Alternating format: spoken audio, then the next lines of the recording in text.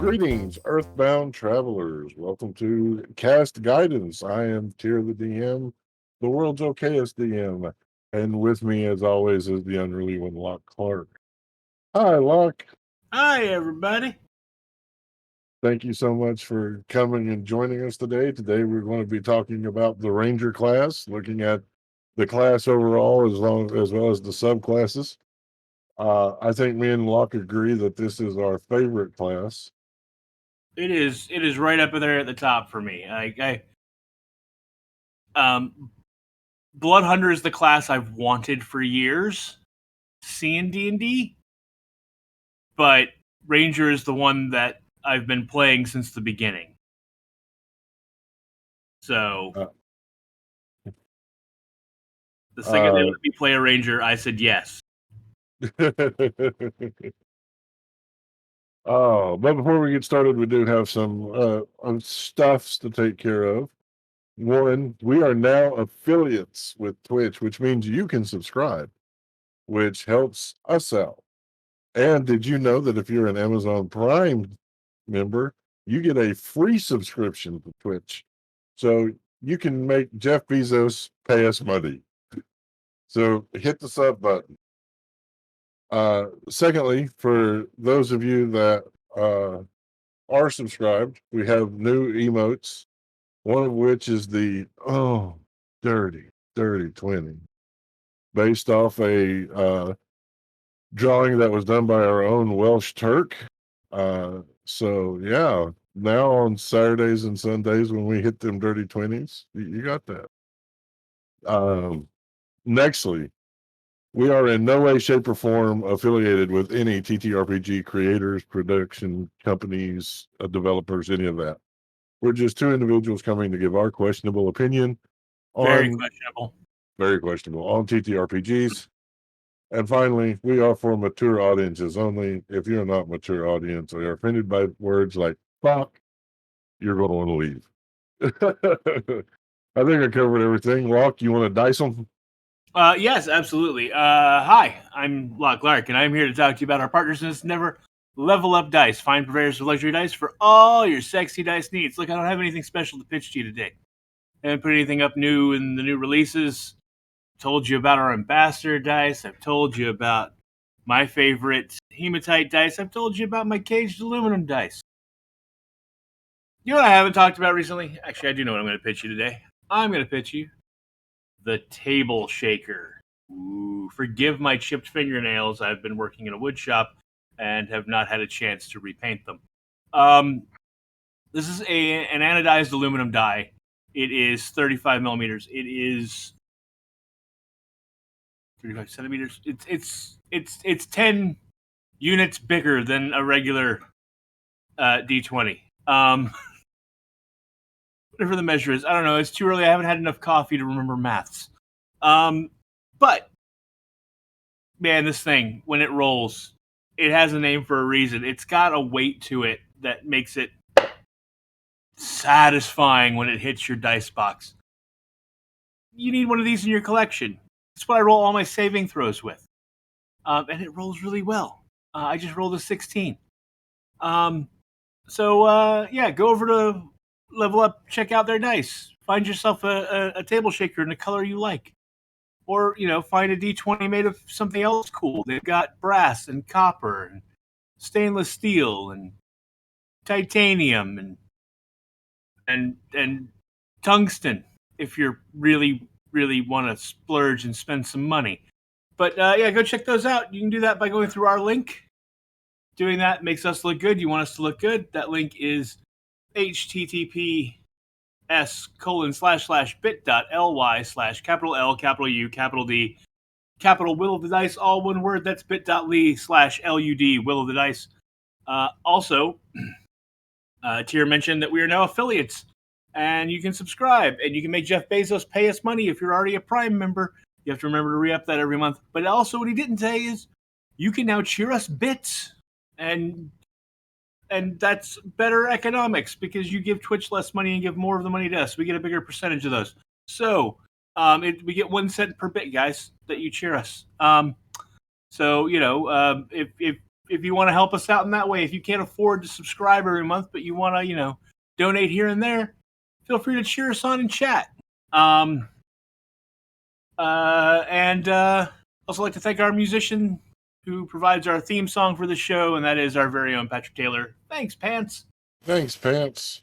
Awesome. So it is Friday. It is almost the weekend. It is time Everybody's for working for the weekend. Yeah, that's all I can sing of that song.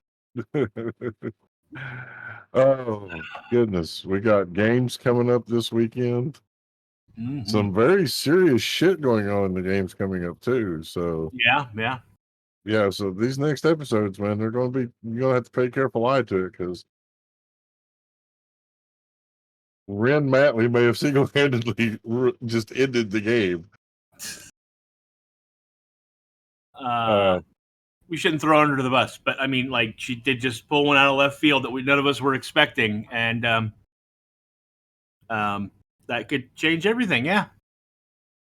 But that just you're going to want to watch, guys. Saturdays at 9, Sundays at 8 here on Will of the Dice Twitch. So today we are talking about Ranger. The class that everyone loves to hate. Oh, and 5e, they get so much hate. Well, they got so much hate because when 5e released, they were not well written. And people were mad about the people who like playing Rangers were mad about how they were written, and then they sort of developed a reputation that they were a junk class because they were poorly written.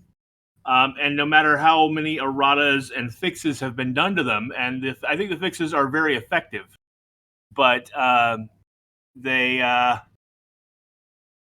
still have that reputation for a lot of people, that lingering, first impression. Yes, Rangers suck. yes, they do. And they had the same problem in third edition. Now, third edition, there were problems with the Ranger class, but they weren't the worst class by any means. But then when they released 3.5, they fixed the Ranger class, but they didn't fix it enough to really fix it. They made it better, but I remember being very strongly of the opinion, like, if you were going to rewrite the Ranger class to fix it, you should have gone a little farther and done this too, and it would have. I don't even remember what this was now. I'd have to go back and read the differences between the two because it's been so long since I played third edition. But I remember being like, why? Why didn't you, if you were going to fix it, why didn't you fix it all the way? Personally, I'm gonna give my my hard opinion right now. My I will die on this hill about Rangers opinion, and that is the Beastmaster subclass should just be part of the class features. Thank you. Period. Full stop. Period. Full stop. Yes. The Beastmaster is. I don't know why they made it its own subclass because it's basically just the shit that Rangers are known for. Animal companions and stuff. That's what Rangers are known for. Yeah. So you can't just be like, oh, well, only this Ranger gets animal companions or whatever. Because I mean, you can get animal companions. So why even have the shitty subclass? And right. It's that shitty subclass that gave Rangers such a bad taste when 5e dropped. Yeah, they had that shitty subclass, and they had Hunter was the other one. Now Hunter's not bad. I've actually played a Hunter Ranger. They're fairly useful. The Horde Breaker ability is fun. They don't have a lot of utility at higher levels, more so than just the Ranger class. But in my opinion, and the Beastmaster, like I said, the Beastmaster should just be part of the Ranger kit. Like you should. Beastmaster effectively gives you find familiar. It gives you the find familiar powers with your beast companion, basically. And you should just get that. Or hell, just give the Ranger the find familiar spell once they get spell levels. I don't know, like there's all kinds of ways you could fix this. So that they can have their cool animal companion. You can have your wolf or your bear or your tiger or your fucking uh, pair of weasels. Your eagle, whatever. I just named all of the animals in Beastmaster. Yeah. I'm gonna. Can I cast Tangent for a second? Go ahead. So we're at Dragon Con one year. Me and Mev are walking through Con, and we happened to walk past Mark Singer's table, and we weren't planning to stop. We just sort of like waved to him. He didn't have anybody at his table sign. He wasn't signing for anybody at that moment, so we just sort of waved because we're fans. He called us over, and then proceeded to ask Mev questions about how he was doing and about like and about the kids and very personal information. And Mev had never met Mark Singer before. And Mark's like, no, we've met. We met it. And he was like, sir, if I had met you before, I would remember that. I'm a big fan. But like, I don't know if Mark met Mev's mom at a con, and that's where he and Mev's mom, have a similar look about them. If that's what he remembered, I don't know. We don't know how Mark Singer knows things about us, but Mark Singer knew things about our lives, and and wanted to stop and talk to us like we were old friends. It was kind of magical and a little off-putting. I'll be honest. It's interesting, and my ex-wife can attest to this. I'm the type of person, I've never met a stranger, but I've had hour-long conversations with people in the middle of the grocery store, and then when they leave, I would be asked, "Who is that?" And I'd be like, "I don't know." They knew who I was, apparently, because they were asking all kinds of pertinent questions and everything, but had no idea who the hell they were. So, just another similarity between me and Miv. Okay, so we're talking about Rangers today, but we're going to do this a little differently because we're going to talk about first the things that excite us. So my first question for you, Locke, what is your favorite subclass and why? Ooh. It's hard to say it's my favorite. It's hard to say that because I've never gotten to play it. I have the character. I'm waiting for the right game to play him in. But I think my favorite's the Drake Warden, which is the Beastmaster done a million times better. It was a UA subclass that came out. I don't know if it's actually appeared in a book yet. I assumed it was going to show up in Fizban's. That seemed like the right place for it to show up. I'm not sure, but I don't think it did. But Drake Warden is, you have a Drake, which is, it's like a dragon but without wings, and you can ride it. And the cool thing about the class is like your Drake hasn't settled on a color yet. So you can literally, every time you summon it, you can change what the breath weapon is, what color it is, what kind of Drake it is. It's a really cool subclass with a lot of depth of play to it, in my opinion. It gives you, in place of an animal companion, it kind of gives you a mount, and you are connected to the mount. You get to have, I can use the breath weapon, and so can the Drake. Oh, nice. Yeah, there's some really cool stuff in that subclass. The thing that sold me on it is, if you're a fan of D&D lore, okay, I think in Greyhawk and in Forgotten Realms, you get the Platinum Dragon. Why did his name just leave my head? Starts with a B.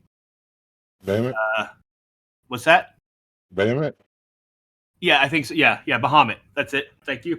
Yeah, you get Bahamut. Bahamut, the great platinum dragon, who is the benevolent god of good for the world, is kind of the top tier god.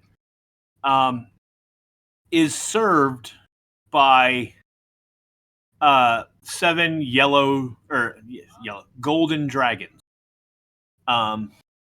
and they are sort of his guardians.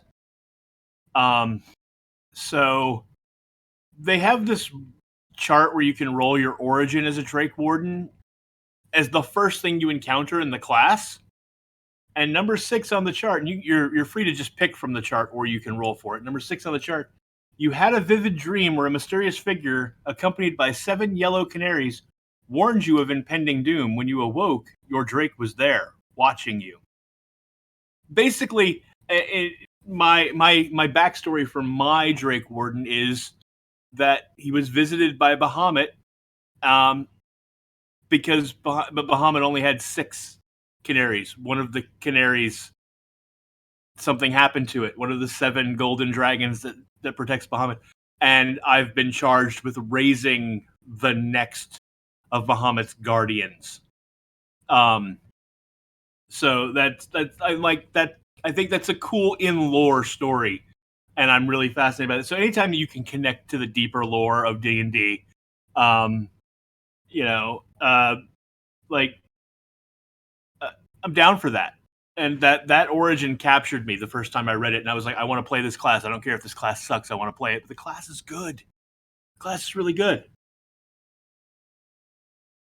Very cool. Very cool. Yeah, the Drake Warden looks awesome. I haven't made one yet. I've looked at it a couple times, but we'll see. But my favorite, my absolute favorite, bar none, Gloom Stalker. Mm-hmm. The Gloom Stalker is so good. When I think Rangers, I think of that, the Strider, when they first introduced Strider in the Hobbit. Yes. You know, how In Lord of the Rings mysterious. Fellowship. Because Strider wasn't in The Hobbit, was he? No, he wasn't. You're right. Lord of the Rings. I haven't slept. Overlook me. But when they first introduced Strider, how mysterious and foreboding and just gloom stalkery that he was. It was absolutely just it was like, that's what a fucking ranger is supposed to be. And then when they brought in the Gloom Stalker subclass, some of the things, the Gloom Stalker is the thing that goes bump in the night. And my absolute favorite thing about the Gloom Stalker is that if you're in a dark environment and the enemy is using dark vision, you are invisible to them. Yes. That is amazing. They are the roguiest of rangers. They are. And along with that and Dread Ambusher, which is, so, that first turn in combat, you get that extra attack. You get neat shit like Rope Trick, where you've got that pocket dimension you can scurry your ass into. They were just beautiful, lethal, silent, stalkery killing machines. And I absolutely love them because they are, to me, the epitome of what a Gloom Stalker should be.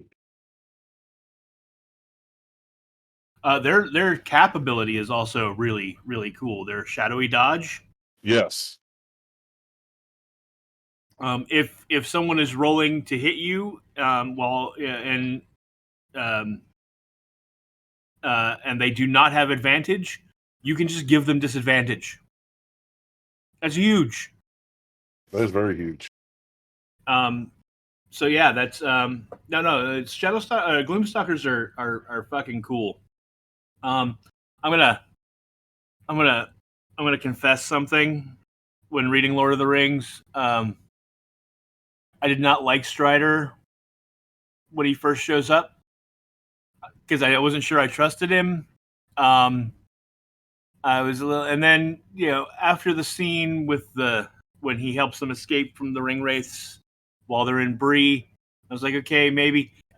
But where I like by Weathertop, I'd come around on really liking Strider, but where I fell in love with Strider was in book 2, where Strider really grabbed hold of me was the scene. The most quintessential Ranger scene, in my opinion, ever put in a book or on film, the thing that defined Ranger, is when he does the tracking thing after the battle where Merry and Pippin escaped into Fangorn Forest. When he's like just walking around the battlefield and he's like, wait, the hobbits were here and they went this way, and like 6 orcs died in this exact way here, and then they were and he walks you through the battle, and he can just tell because he's that good a tracker. Like that was the moment that I was like, that. I want to do that. I want to do that all the time. Can I do that? And that was the thing. That was the thing Rangers got that other classes didn't in older editions of D&D. You got tracking. Right. 2nd edition Ranger, tracking proficiency. And you were the only class that got it, unless your DM gave you permission to take it on another class. Actually, I take that back. I think Barbarians got it as well, but they got it for different reasons. They got it for cultural reasons. But yeah, like no, that was what sold me on Rangers. I will say that my first Ranger though, like, was not Lord of the Rings. Lord of the Rings. I didn't read Lord of the Rings till later. Canis Half-Elven from Dragonlance was my Ranger. And, like, I loved playing Half-Elves. I loved playing Rangers. Because I got to have pointy ears and a beard. And that made me happy. So, that's... And then you can't forget the probably the most famous D&D Ranger, Driss Duerden. Yes. He who can do no wrong. He who must always win. I like Dritz up until a point. I think Dritz... my problem with Dritz is the way he is written. It's like Superman. When a character is written so they can't fail, they've stopped being interesting. Yeah. And so Dritz has become such a fan favorite that it's hard to separate him. Like it's hard to write him well without the fans. Some of the a particularly vocal segment of the D&D fan population just going ape shit if Dritz would not lose a fight. But he's lost fights in the books. Yes, no, he does. But you get those fanboys, and I almost never do I feel like Dritz is actually in danger, and that is what bothers me when I read it. Like, I'm not in suspense about how this is going to turn out. There aren't any stakes really, and that's that's a me thing. That's my perception of it over the years. I love Salvatore. Bob is a really nice guy. I've met him in person. He seemed like, and he's not the only one who writes Dritz, and he seems to be of the opinion that this is Dritz needs to lose more especially when other people write him. Like, so I got to interrupt right quick. I just saw something in chat, and I've got to say something about it. DB3212 is hosting us on their channel. Thank you so much. We are humbled. We are honored that you would, take our crazy little rant fest.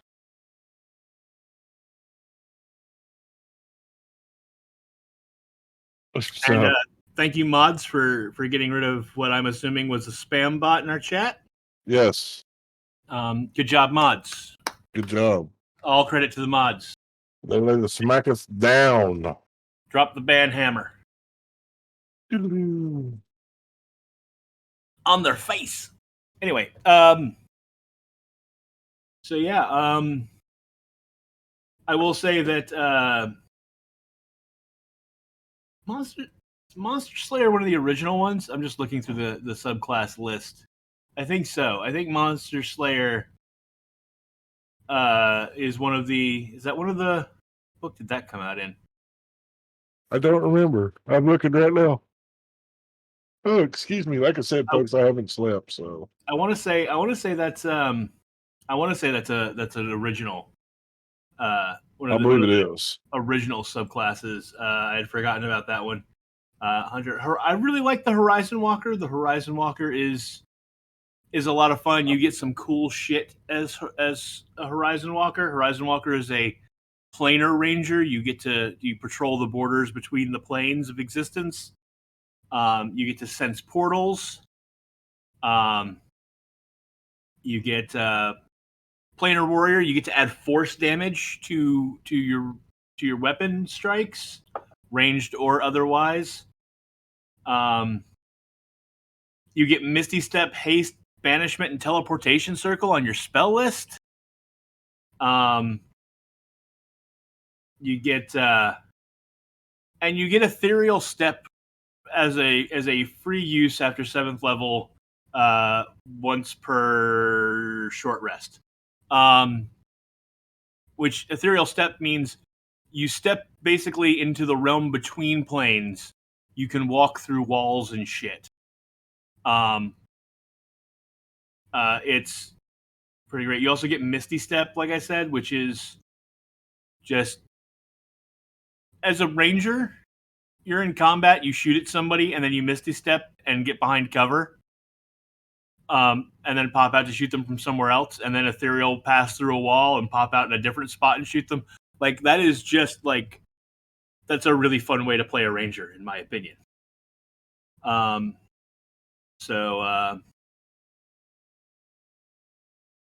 then you get some cool stuff at the higher levels too. You get Distant Strike. When you attack, you can teleport 10 feet before each attack to an unoccupied space that you can see. You get to blink, basically. Boop, boop, fire. Boop, fire. That's, yeah. I can't wait to get my hands on that one in the game where I play a Horizon Walker.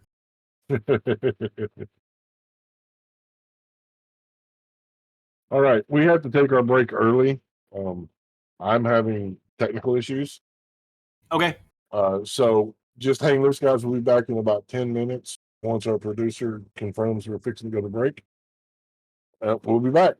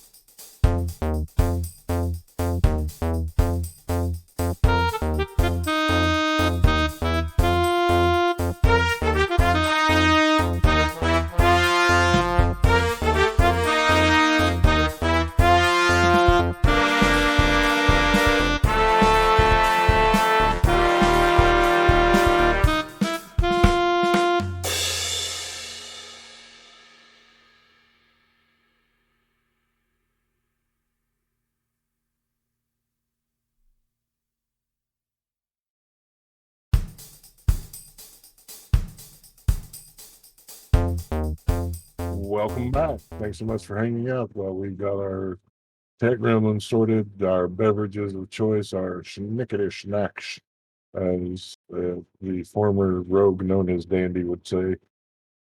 Today we're talking about Rangers. We've been talking about our favorite subclasses of Rangers. Now we're going to talk about our least favorite subclasses. Loch? I mean, I think we've already made our opinion on the Beastmaster pretty clear. As a subclass, I think it is lackluster. It is D tier at best. It should just be part of the primary class. All of those abilities should be class abilities that you get for just being a ranger. Discounting that one, I think Hunter is the next worst. Once again, that's one of the ones that came out originally with Ranger when the Player's Handbook came out. It is, it's a bare bones class. It is a bare bones subclass. It is, you get Colossus Slayer, you get Hunter's Prey. You get Horde Breaker. Horde Breaker's cool because lets you attack somebody and then deal damage to the person next to them. If there's if you're fighting a group, like you're fighting a bunch of goblins, is kind of the way this was designed.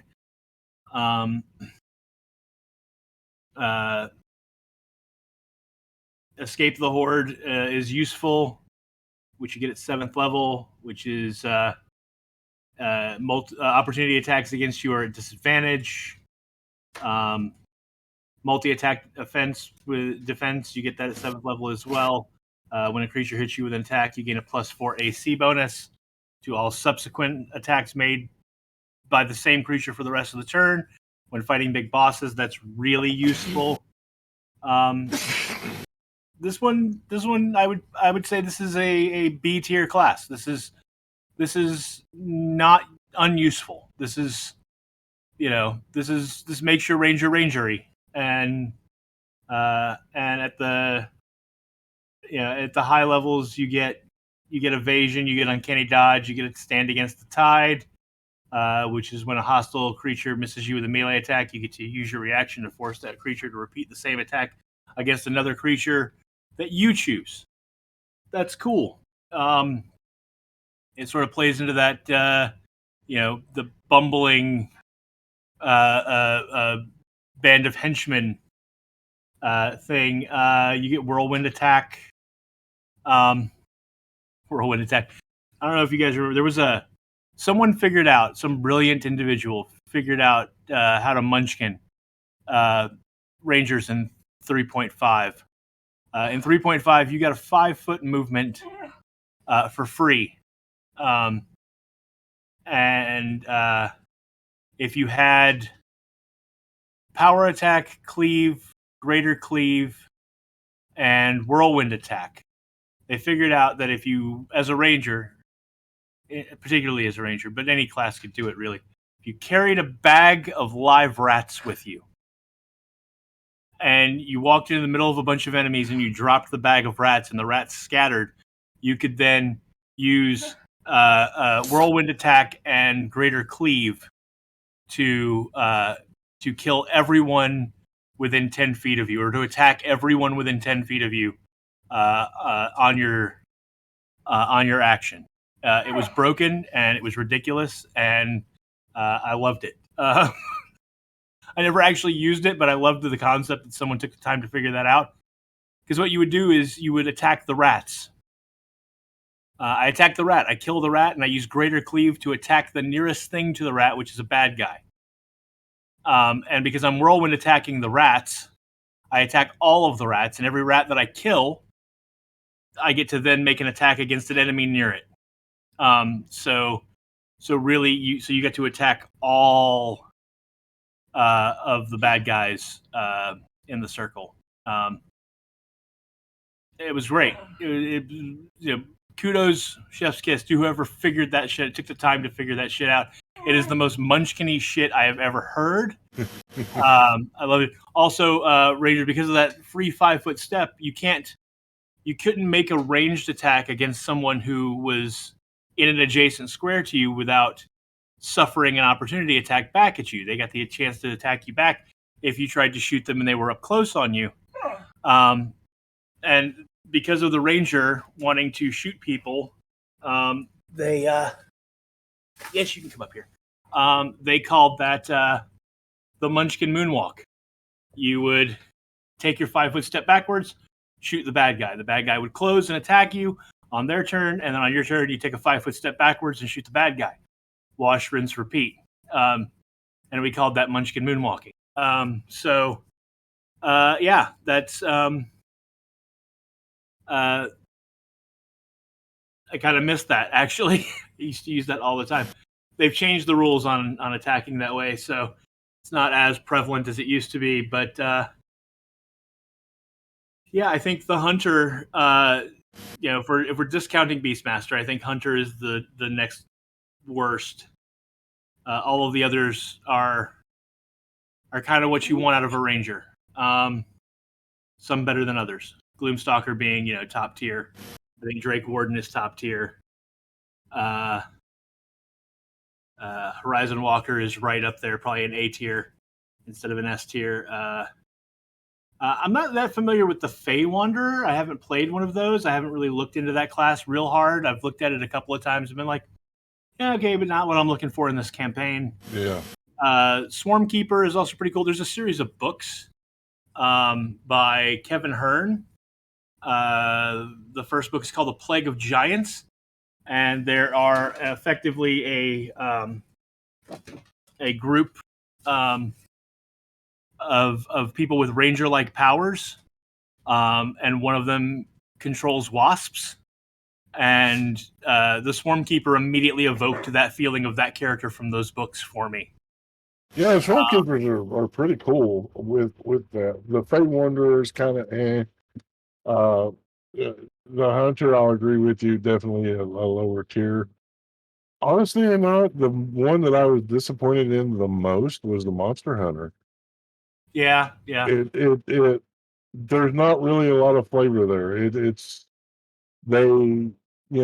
They didn't do a lot to create that subclass. I don't even feel that it warrants being a subclass, to be honest. And that is one of my favorite characters is a Monster Hunter Ranger, but the subclass is just really subpar.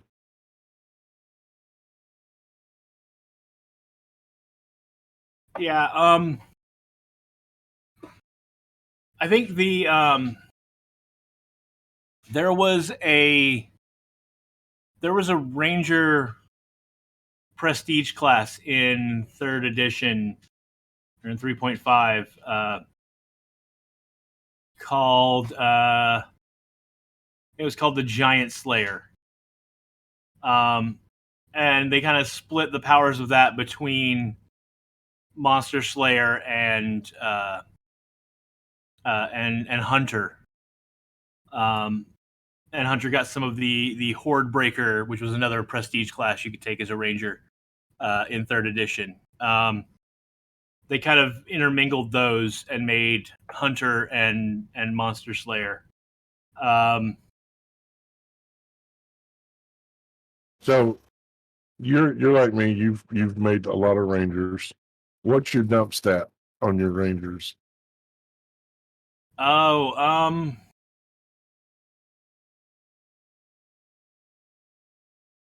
depends. It depends on the flavor of the Ranger, really.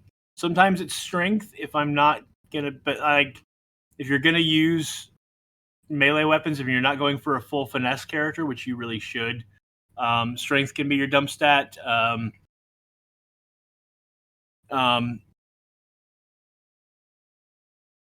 So hold on a second. I'm gonna pull up one of my Rangers. Oh, we have a question from the audience.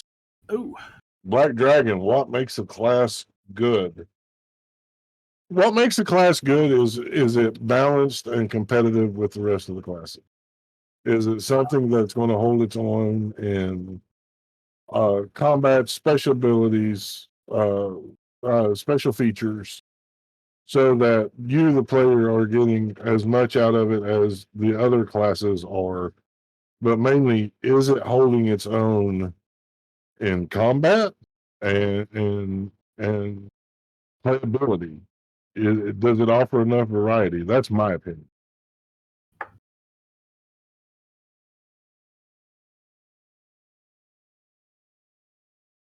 Sorry about that. Yeah, I think my criteria for what makes well, not necessarily a class, but a subclass good, in particular, is because classes are made or broken by their subclasses, and how much utility and usefulness the subclass adds. So I think it's a combination of how much does the subclass add to and synergize with the class features, and how overall useful are those features through the game. So what I look at when I'm determining if a class is good or not, I don't tend to look at the abilities you get beyond 7th level. And the reason for that is most campaigns aren't going to last beyond 7th. That's just the nature of the game. Not all campaigns are designed to run the full 20 levels. And even when they are, scheduling conflicts, things like that, games tend to fall apart sometimes. So you want to look at those 7th level and lower abilities in 5e to see, like, because those are the abilities you're going to use the most regardless, because you're going to get access to them first. So how useful are those? How much of a difference to your playability? And then on the scale breakdown, some of those subclass abilities are really good if you're playing in the right campaign to use them. What makes a great subclass is they're going to be useful in any campaign you play. Like, for example, there are certain subclasses that are really useful if you're playing against, and Rangers fall into this trap a lot. If the campaign is heavily fighting outsiders or abominations or undead, and you can play a subclass that's really good at dealing with those things. If you know going into a campaign, hey, the focus of this campaign, the big bad thing that's happening in the world that you're going to have to defeat overall is outsiders invading this plane, then picking up one of those subclasses that's really good against outsiders is going to be really useful throughout that campaign. Or you know that you're going into fucking Ravenloft and you're going to have to fight Strahd, making a character that is spec'd for killing undead is, you're going to be really useful in that campaign. But if you make a character that is spec'd for killing undead and then the DM never throws undead at you, half your abilities are wasted. You're never going to get full benefit of those abilities. So it's a balancing act. You have to, like, if you don't know what kind of campaign you're going into, what kind of monsters you're going to be fighting, you want to pick a subclass that is going to be useful no matter what the DM throws at you. And so that takes some of the subclasses down. That's why we put things in, like, B tier subclasses are things that are useful, but would be more useful in specific campaign setting. A tier and above, A tier and S tier subclasses are the ones that are going to be useful across the board. I'm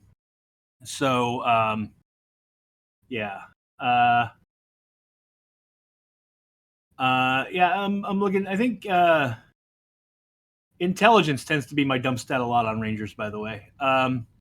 Intelligence and strength are the two that I'll prioritize one a little bit more than the other sometimes, depending on what I'm building. But intelligence and strength are the two that I lean towards dumping. Because you want high wisdom, because a lot of the skills that you're going to use are going to be based off wisdom. You want a high dex because you want to be able to use range attack well. If you're going to pick up a melee weapon, you can get a finesse weapon and base it off of your dex. You want a decent charisma because you're going to have to make charisma checks if you're dealing with animals, and rangers, I think, should be able to deal with animals. So you can't dump your charisma. Everybody wants a good con. So yeah, that's intelligence and strength are the two that I tend to deprioritize. And depending on what flavor of ranger I want to build, what the personality I'm going for is, I'll weigh my options, but I tend to go more towards intelligence being the dump stat than you're wise about nature. You're not necessarily, a lot of rangers, you fall into that stereotype of I don't understand urban environments. I don't understand some aspect. I'm socially unaware sometimes a little bit, and so I can be less than intelligent about that. I can come off as unintelligent to people who are well educated, but I make up for it with being wise about nature. Now, see, I always use charisma as a dump stat on my rangers, and the reason why is all my rangers are that reclusive, withdrawn, quiet type of personality. It's just how I play ranger, because it's a part of me. And so, where charisma, a lot of people think charisma is physical beauty, and it's not. It's presence, it's personality, it's your essence. You know, we all know that one person that they walk into a room and it lights up the room, or that one person that they walk into the room and it brings it down. You know, that's your charisma. Yeah, let's real quick. Adolf Hitler had a high charisma. He's not a pretty man, but he had a high charisma because he was a good orator. He knew how to talk to people. He knew how to get people on his side. You know, I'm not advocating for Hitler in any sense. I'm not trying to praise the guy, but I'm saying, like, as an example of someone you don't think about, like when you think about the charisma stat, remember that Adolf Hitler and his little, stupid mustache and ugly face had a high charisma. Yeah. And so that's the dump stat I use. The second dump stat, of course, is intelligence, because, like you said, most rangers are very, they have wisdom in the area of the world that they prefer to dwell in, but they're not like, a lot of them are not like what I'd say is book educated. Yeah, I like playing a ranger who can like interact with if I always play it as like the reason I'll take charisma. Like look at Strider. Strider was withdrawn, and standoffish, and yet sometimes being aloof and still being a very charismatic person, people are drawn. He was still regal in his aloofness. Right. People were still drawn to him. I think Strider had good charisma. Like, and so like that's where I come from playing it. Also, with D&D version of Rangers, you can interact with animals. You can take you have your animal companion. You can take speak with animals on some of as a ranger spell. So I think a cool aspect of being a ranger is if a pack of wolves comes to attack our camp in the middle of the night, rather than fighting the group of wolves, being able to like talk them down and convince them to go elsewhere, I'm going to have to use charisma for that. Right.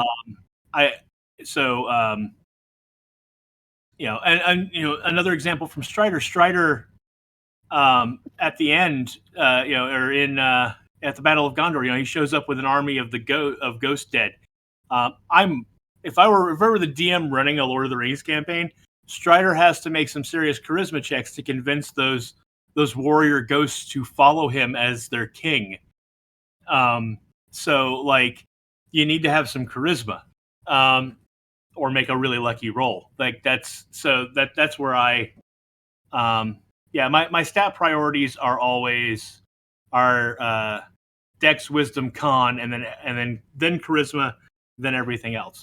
So charisma for me falls in that sort of middle ground. Like it's not the thing I don't want. It's the thing that I'm it's top of the bottom half for me. I understand that. I respect that. And Yeah. that's the thing I love about this game is everybody does it differently. Oh, I see that. So Black Dragon plays in has played in some one shots that I've done as a ranger, and they are very countrified. I think of a Gomer Pyle. They've got a lot of wisdom when it comes to ranger stuff, but outside of that, not so much. But the sayings that the player comes up with, and he just posted one in chat. As Grandpappy would say, when the crow spins and the flower grows purple, it's time to jump the river. What the fuck does that even mean? No, I love it. That's great. Yeah, no, yeah, I mean, there's so many different ways to play a ranger. I've played your traditional rangers. I've played urban rangers, rangers who were like, effectively bounty hunters who lived in the city and could track people in the city. Um, so, that's there's a million ways to play a ranger. So, do you have a favorite fighting style with your ranger? I tend to lean archer. I tend to. Um, occasionally, I get like if I've played a bunch of archer rangers in a row, I will switch to a 2-weapon fighting ranger. I think I think you have to take a feat to do that well in 5th edition. In 3rd edition, you just got that as a ranger. You get to choose. That was one of the things I liked about 3rd edition was when you started off as a ranger, one of the first thing you were asked to do as the class is choose. Are you a 2-weapon fighting ranger or are you an archer ranger? And then later in the class progression, that option came up again, and you could improve your archery, or you could then take 2-weapon fighting and do both. And so I really liked that idea, that versatility. And it was all based on what kind of armor you were wearing. As long as you were wearing nothing above studded leather, I think light armor, you could use the dual weapon fighting feature of rangers without any penalties. Yeah,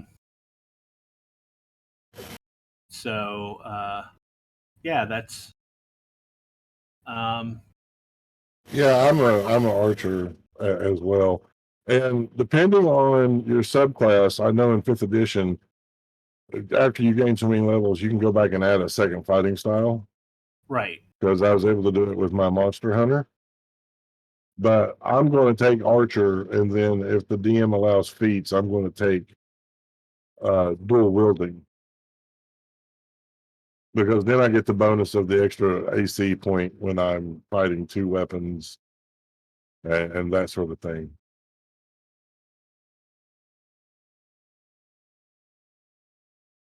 Yeah. Yeah. It just depends on what you want out of your ranger. That's one of the great things about rangers. You can do what you want with the class. It's a very versatile class for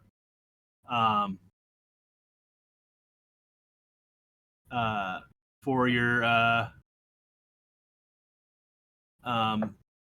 for whatever you're looking for out of the character.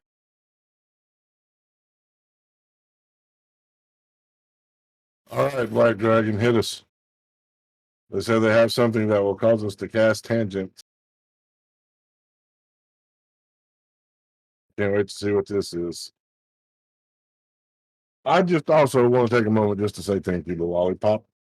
They have taken over the role of producer, which has freed me up. Oh, so thankful. Thank you so much. And they're doing a great job at it. Absolutely, Lollipop is amazing. We absolutely love the work that they're doing, and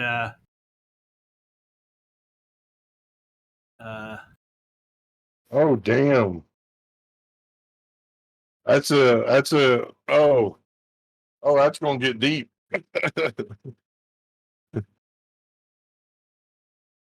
Fifth ed chase scenes out of the Dungeon Master's Guide. Your thoughts, or do you have a better system? I do not remember the chase scene rules. I gotta go look up the chase scene rules. frantic Googling.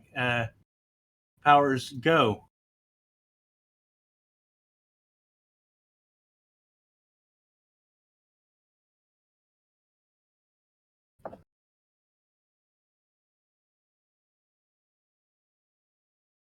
That's a lot of reading.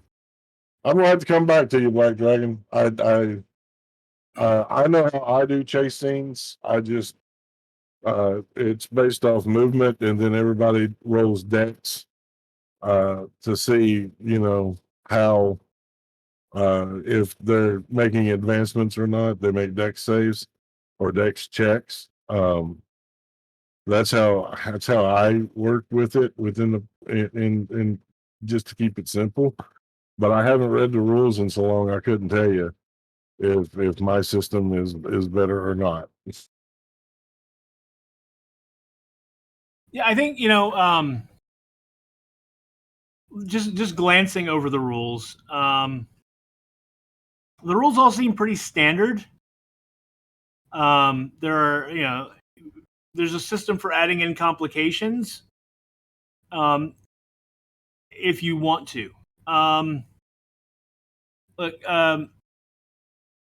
the person who initiates the chase, who starts the chase, the person running, is almost always going to have the advantage because they moved first. And then everyone else is trying to catch up. And if the party, especially if the party doesn't realize that the chase has started right away, that this person is truly fleeing, that they want to catch, then they're going to be a round or two behind. Now the wizard or the warlock or the sorcerer or even the ranger might get off a shot that ends the chase early, especially like crowd control spells like hold person or whatever. If a wizard can manage to get that off at the beginning, you can shut the chase down before it starts. But once the chase is going, everyone is having to dash to keep up with the person running or with the thing they're chasing, and that means that their actions are limited. Now, rogues and monks are going to have advantages that other classes aren't going to have. If you're someone who can cast haste, that can give you an advantage, leaving you an action to attack and still being able to take a full dash to keep yourself in the chase.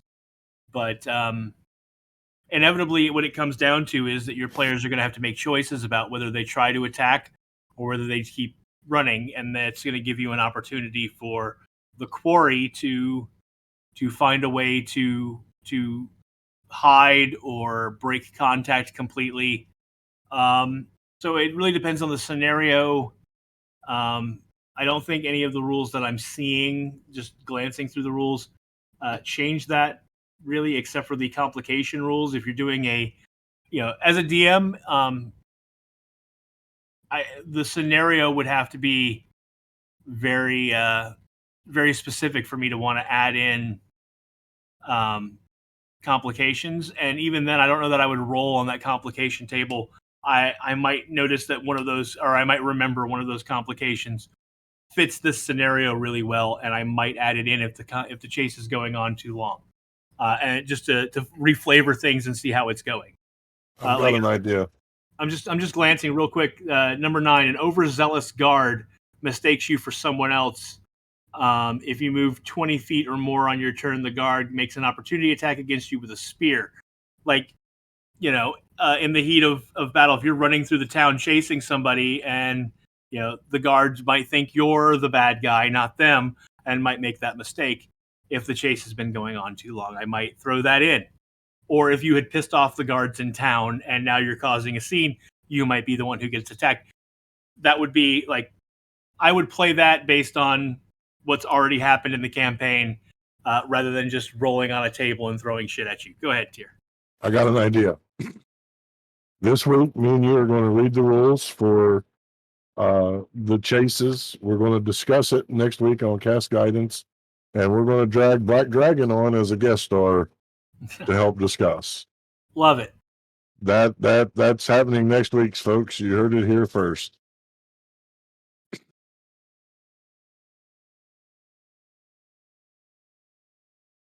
I'm waiting for them to respond because, yes, you and your smart mouth.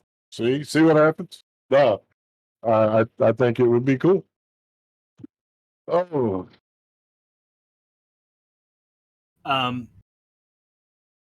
So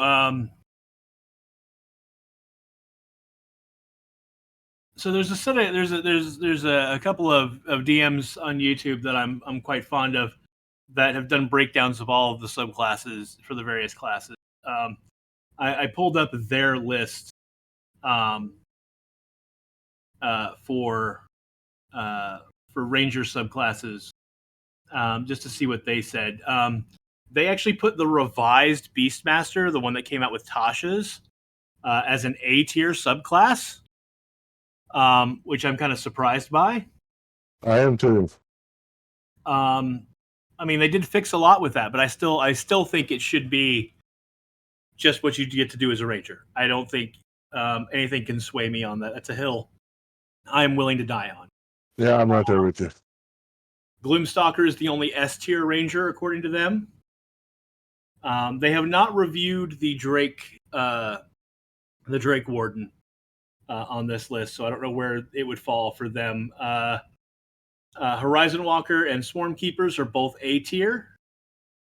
Fey Wanderers are B tier. They put Hunter and Monster Slayer down in C tier. And they put Beastmaster from the Player's Handbook in the D tier. So,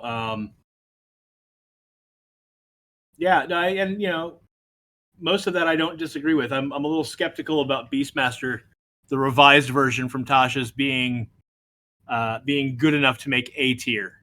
I think, like I said, it should just be part of the class. Give that. If I'm running a D&D campaign, you can guarantee that if you take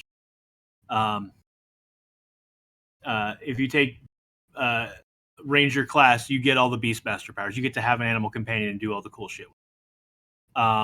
Period. But if you want one, I'm not going to force an animal companion. Yeah, right. You have that option. You don't have to take that subclass in order to be able to do that. But yeah, so I would have put Hunter. I would have put Hunter in B, I think, but I can see it being a C class. Fey Wanderer being right in the middle seems about right to me. Horizon Walker and Swarmkeeper being A's, Gloom Stalker being an S. I think I personally, having not played one, but having read them and being thoroughly enamored with them, and maybe this is just my bias, I think Drake Warden goes in the S tier. Because it gives you a lot of really cool shit. Like I said, having a baby, a dragon-ish big lizard mount that you ride and that you share a mental bond with and can use its elemental powers. You get Thaumaturgy as a cantrip for free. You get Tongue of the Dragons. You get your Drake. You get to use it as a mount. It gets a bite attack. You gain resistance to the damage type chosen by the Drake. So, like I said, every time you summon the Drake, you can change what kind of Drake it is. You can make it a silver Drake, a golden Drake, a red Drake, blue Drake, black Drake, crystal Drake of any of those sorts, emerald, whatever. So you get resistance to that. At level 11 is when you get the 30-foot cone weapon, and that is shared between the two. And then at 15th level, its powers just get better. You get more damage. You get you get better resistances. The Drake gets a little bigger. It becomes a large size creature at 15th level, which is pretty cool. And you get a perfect bond with it. So yeah, I think that is a really cool class. It's got a lot of utility. It's got a lot of versatility because your Drake doesn't have to be there the whole time. It's it's Guinevere. You use the Dritz model. You summon it into existence. It's like a paladin mount, and then you can send it away at no cost. So yeah, that's yeah, I would totally put that one as S tier, and it's like I said, I think it is my favorite of of what's out there right now. All right. Any questions? This is going to be a shorter than normal day today because I am in a shit ton of pain, and I'm sure you guys see me moving around constantly because I can't get comfortable. So, do you guys have any questions? Any comments? Hell, anything. The chat interaction is the best part of our community. Oh, I gotta tell you, we had someone outside our community compliment our community, and so I got to pass it on. Andromeda, they're a fellow streamer. They do horror-based video games like Phasmophobia, Ghost Exile, things of that nature. They have come in to hang out with us, and they have said, and I quote, "You have the coolest community." Damn right we do. You damn right we do. And that's you guys. So, round of applause to you guys. Absolutely. Yes, the subclasses are in D&D Beyond. If you go to D&D Beyond, and D&D Actually, Beyond. if you go to D&D Beyond, and this is the page I'm currently looking at, you go right up at the top. There's a search bar. Search Ranger. Choose the Ranger class one that it brings up, which will be one of the first ones. There will be anything where they mention Rangers will show up in that search, but the first one should say class right underneath it. Like I think it's in orange letters. And when you click on that, it'll take you to the rulebook version of Ranger, and it has the description of Rangers, how to use them in adventures, how to create a Ranger, class features, optional class features, and then Ranger archetypes. And under the archetypes, it has all of the subclasses from Beastmaster to Swarmkeeper alphabetically, and you can just go through the list and read all of them. That's what I've been using as my little cheat sheet, so I remember what all is there. Yeah, no, it's good stuff, and it's a really kudos to D&D Beyond for having their website compile all of the information from the various books when you search, and putting it all together in one place so you can digest it easily. That let's see. Holo is going to be starting stream after us, working on some dice bags. We'll definitely need to go check that out. Make sure we support those that support us. Amen. All right. Again, I'm sorry, guys, that it's a short day today. I'm just pain monkey is just bad. So what we're going to do is we're going to say first, thank you guys so much for being here. Absolute awesome community that we have, and we love spending our Fridays talking rules, minutia, and hanging out with you guys. Secondly, we look forward to having Black Dragon join us next week. I'll get with you this week to set up details, what time you need to be on Discord for curtain call and all that, as well as go over the rules of the stream. But look forward to having you. I think that being said, it's time to tell people who we are, where they can find us, and get the hell out of here. Hi, gamers. I'm still Loch Clark, and you can find me on this channel today and on Saturdays and Sundays playing Bjarnor and Karak respectively. And you can find me on the Book Faces and the Twitter Patients at Loch Unruly. That's Loch with an H. All right. And Tyr the DM, the world's okayest DM. And you can find me on Twitter at Tyr_the_DM. I know that things in the world are uncertain right now. And I know especially those of us that are from the Cold War era are having a lot of memories and thoughts and such. But don't give up hope. Remember that love and inclusion, these are the torches that light a path to a better tomorrow. Come join us and be torch bearers. And remember that until next time, uh, if someone doesn't know, don't cast aspersions, cast guidance. We love you guys. We'll see you next week.